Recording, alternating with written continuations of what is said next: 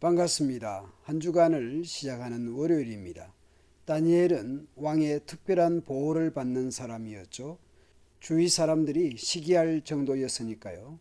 그도 그럴 것이 왕이 바뀌고 왕조가 바뀌고 제국이 바뀌어도 다니엘이 받은 신뢰는 바뀌지 않았으니까요.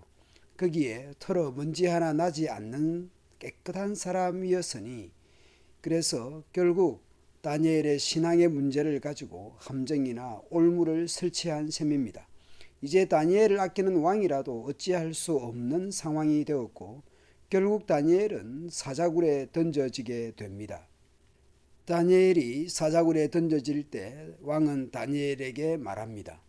왕도 다니엘을 도울 수 없는 상황입니다. 그래서 하나님의 도우심을 기원하는 왕입니다. 네가 항상 섬기는 네 하나님이 너를 구원하시기 바란다. 평소에는 왕이 무한 권력을 쥐고 있고 능력자인 듯하지만 결국 연약한 사람이라는 것을 알 수 있습니다. 사람들이 돌을 굴려다가 사자굴의 입구를 막았을 때 왕은 의인과 고관들의 인을 쳐서 봉하였습니다. 이것은 안에서는 입구를 막아서 나올 수 없고 밖에서는 인을 쳐서 봉하였기에 들어갈 수가 없습니다. 결국 살아서 나오지 못하게 한 것입니다. 왕은 밤새 다니엘을 걱정합니다. 왕은 다니엘 생각에 풍악도 그치고 음식도 안 먹고 잠도 자지 않습니다. 다니엘에 대한 각별한 마음입니다. 그만큼 다니엘이 인정과 존중을 받고 있었다라는 것이죠.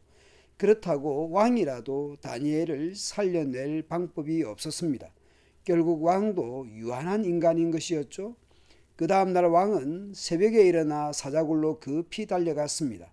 걱정스러운 목소리로 다니엘을 부르며 말하였습니다. 그리고 왕은 다니엘을 부릅니다. 그리고 묻습니다.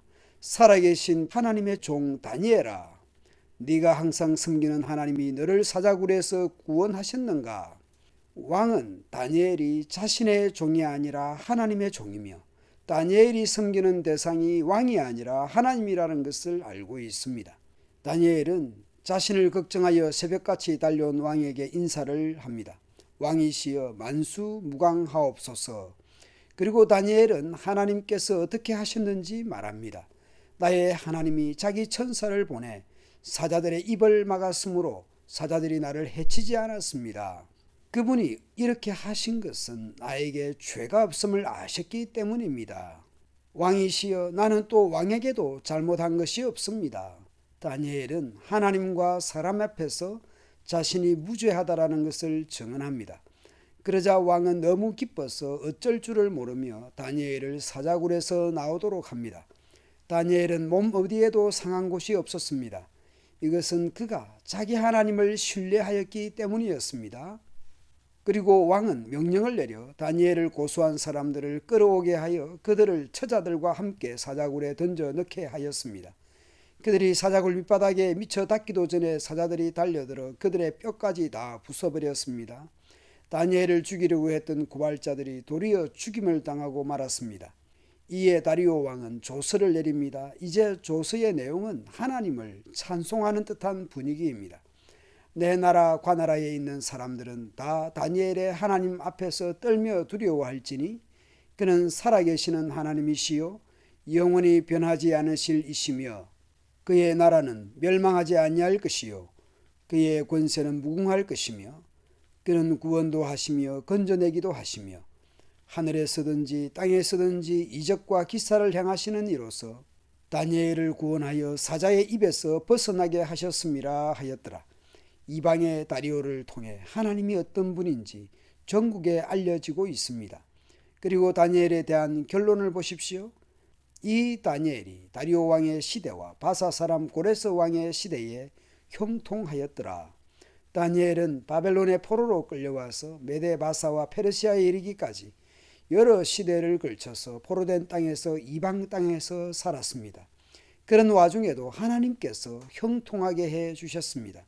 마치 요셉이 보디발의 집에서 노예 생활하면서 감옥에서 죄수이면서도 하나님께서 형통하게 하셨던 것처럼 말이죠. 우리는 형통을 세상의 성공이나 내가 바라던 일이 이루어지는 것을 생각할 수 있습니다. 가령 하나님이 요셉을 형통하게 해주셨다면 억울한 일이 풀리고 야곱이 있는 아버지 집으로 돌아가야 하는 것 아닌가. 마찬가지로 다니엘을 구원하셨다면 조국 유다 왕국이 완전한 독립을 하고 다니엘은 고향으로 돌아가도록 해 주어야 한다고 생각할지 모르겠습니다. 결론적으로 우리가 살아가는 삶의 조건과 환경이 나아지는 것을 형통이라고 생각할지 모르겠습니다. 그러나 성경에서의 형통은 그런 경제적 신분적 상승이나 나아짐이 아닙니다. 그런 것보다는 하나님께서 함께 하셔서 하나님의 일하심을 경험하며 그리하여 하나님을 찬송하며 간증하게 되는 것이라 생각합니다. 다리오의 조서를 통해서조차 하나님의 구원하심을 찬송하게 하는 것이었습니다. 그런 것이야말로 진정한 형통이라고 생각합니다.